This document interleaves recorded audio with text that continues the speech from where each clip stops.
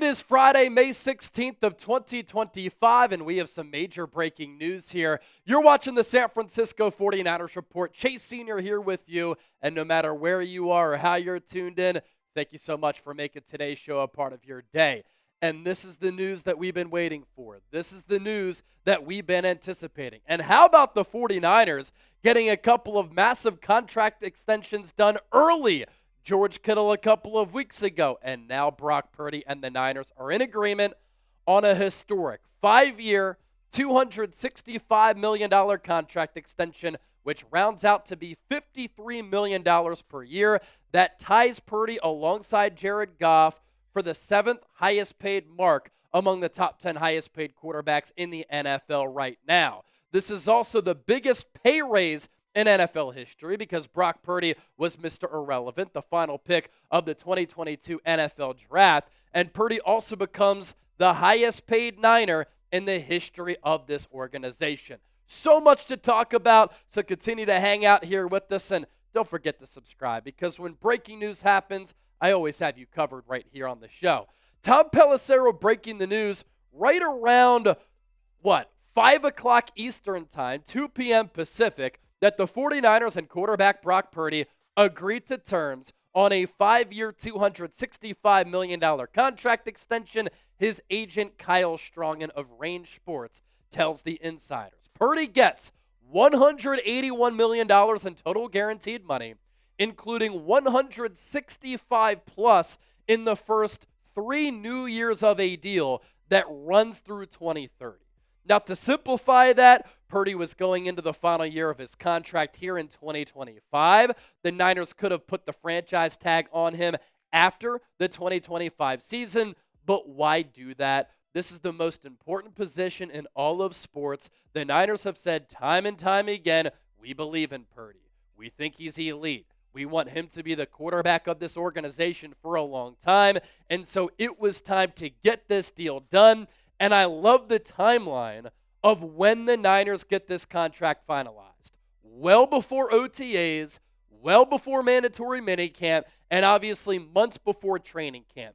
You did not want to risk a Brock Purdy holdout. You did not want to risk there being any bad blood between both sides. You want this offense, which was clunky, which was Jekyll and Hyde, which was up and down for all of 2024, to get those reps in early, to work on timing, to work on bouncing back from last year with the NFL's easiest schedule to try to flush that 6-11 season to get back on track and make the playoffs here this upcoming season.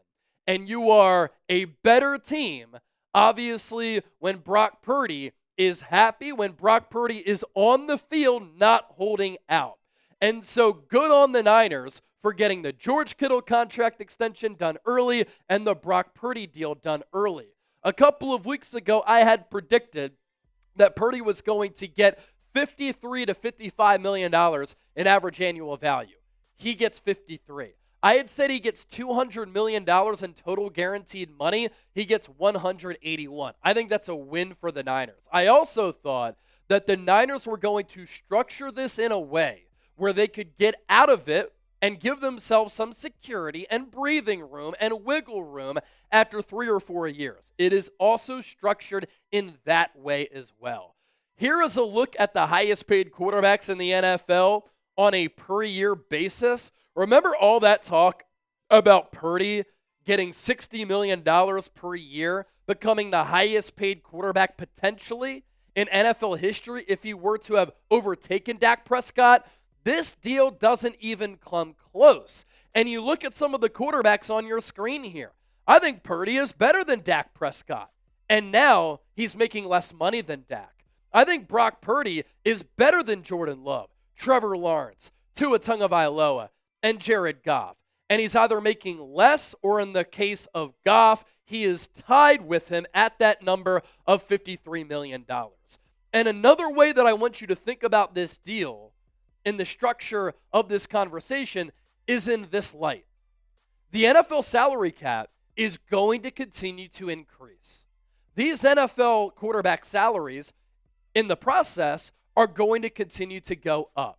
And so if Brock Purdy continues to play well, if Brock Purdy continues to improve. And keep in mind that he's a young player who was only drafted in 2022. Last year was his second full season as a starter. This contract could end up being a bargain for San Francisco, because a few years down the road, when Purdy's making 53, there are other quarterbacks who are going to cash in. Think about some of the young quarterbacks in the league: C.J. Stroud, Caleb Williams, Jaden Daniels, and others who are going to demand $65 to $70 million per year. And so alongside Kyle Shanahan, you expect Purdy to continue to produce as long as the Niners can continue to surround him with some really talented and complementary pieces. The ascent for Purdy, I think, is going to continue. And at $53 million per year, he's a top 10 highest paid quarterback right now. But there's a chance in a couple of years that he's no longer inside that top 10 list. So you can't just be a prisoner of the moment and think about it right now. You have to think about this contract in the future too, because it runs through 2030.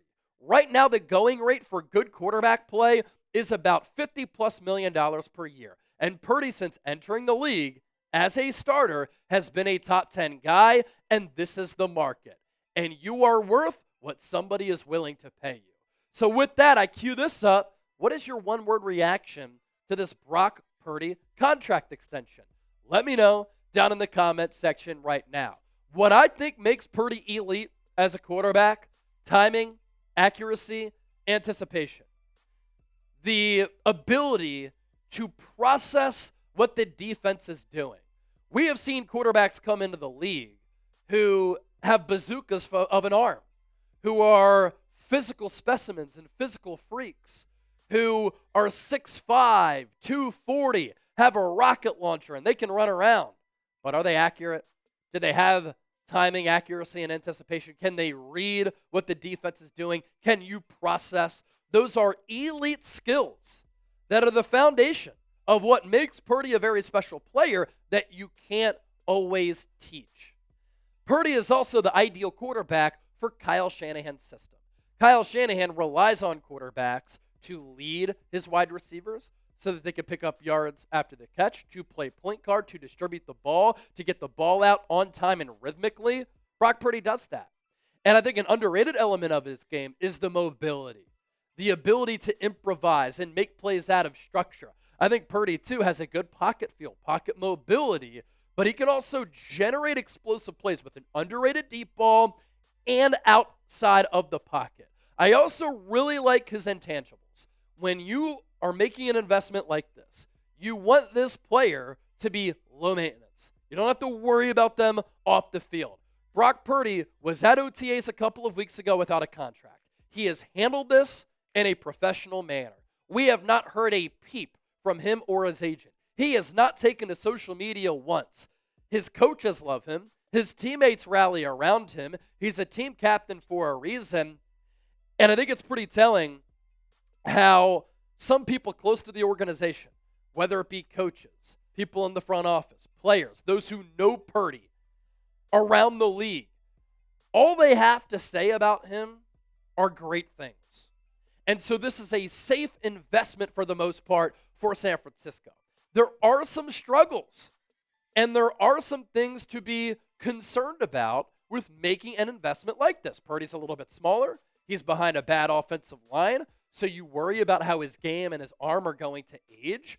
Being undersized can hurt him at times because he can't just rifle a ball downfield off platform all the time. Sometimes he does have to load up. Sometimes he can't see over the line of scrimmage. The lack of arm strength can get him in trouble when he tries to force the ball into some tight windows and make throws that he's not physically capable of. I thought in 2024, he tried to play hero ball a little bit. The Niners were down with an opportunity to march and matriculate down the field to take the lead or win the ball game, and he tried to make the hero play. He has to harness that a little bit and take what the defense gives him. He and Kyle Shanahan also have to figure out a way to solve their struggles and their problems against man-to-man defense. He is able to carve up opposing defenses when they're sitting back in his zone because he can use the timing, accuracy, and anticipation, the ability to process and read the defense to his advantage, to find those spots in the zone. But this is a Kyle Shanahan and a Brock Purdy problem that they do stall out when teams go man against San Francisco. And then coming from behind is a little bit of a problem. That's on Purdy. That's on Kyle Shanahan.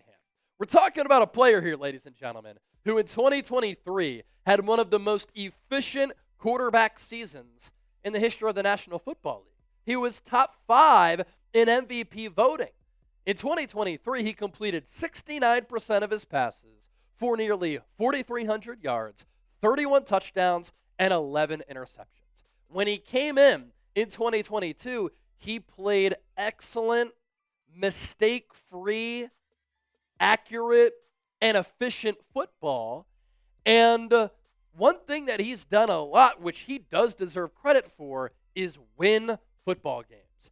Back-to-back NFC Championship games in year 1 and in year 2. And keep in mind, when he's thrust into that role as a rookie on a team that has Super Bowl aspirations, and he goes undefeated up until the NFC Championship game, when he got hurt, you know how hard that is to do? Then he comes back the following season. Niners were clicking. Best team in the NFC. They represented the NFC in the Super Bowl, and they were a couple of plays away from winning the franchise's 6th ever Super Bowl championship. The Philadelphia Eagles showed that when you pay a quarterback big-time dollars, you can still win Super Bowls while also paying other players. And so a lot of people are going to say the Niners are going to be top-heavy now. They're not going to be able to use their financial resources elsewhere on the roster, and Brock Purdy needs that. Well, hold on.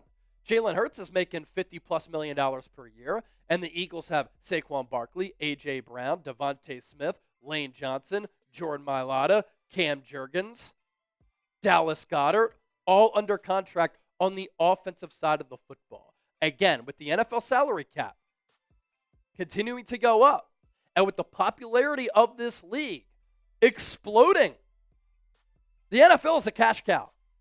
And so with the salary cap continuing to be on the uptick, teams will have more financial wiggle room to devote financial resources to build up the rest of the squad. And that's why it's been so important for San Francisco to hit on the 2024 draft class and the 2025 draft class to bring in cost-controlled assets who come at a fraction of the price of what other players who enter free agency end up getting paid. This is really a no-brainer move for San Francisco. If you don't pay Brock Purdy, what is the alternative? If you are in mediocrity, if you are in quarterback purgatory, you are in no man's land in the National Football League.